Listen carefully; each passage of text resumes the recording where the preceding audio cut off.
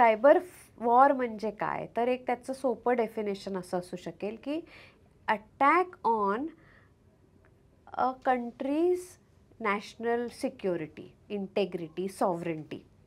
Okay. मग कशा पद्धतीने हा अटॅक होऊ शकतो, तर एक क्लासिक एक्झाम्पल आहे की एखाद्या देशाचं जर क्रिटिकल इन्फ्रास्ट्रक्चर असेल, म्हणजे लेट्स से इलेक्ट्रिसिटी ग्रीड.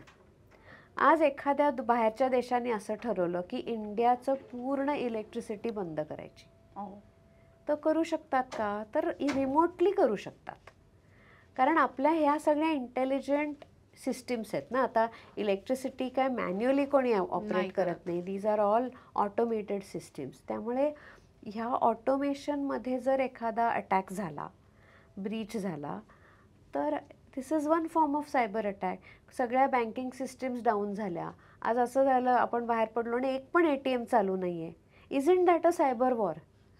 की आज तुम्ही एखाद्याची क्रिटिकल इन्फ्रास्ट्रक्चर डॅमेज जर करू शकलात रिमोटली, तुम्हाला अटॅक करायची, तुम्हाला सोल्जर्स घेऊन यायची विमानं पाठवायची गरजच नाही आहे. तुम्ही रिमोटली ह्या पद्धतीचा अटॅक घडवून आणू शकाल.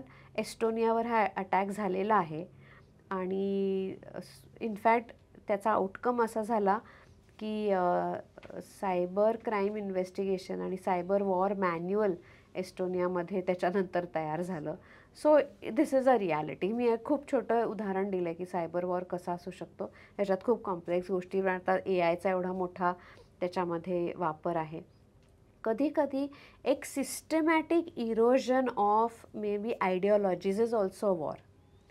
की एखाद्या म्हणजे टार्गेट ऑडियन्स घ्यायचा एखाद्या देशातला आणि त्या ऑडियन्सला कम्प्लिटली मॅन्युपुलेट करायचं to start thinking against their own country.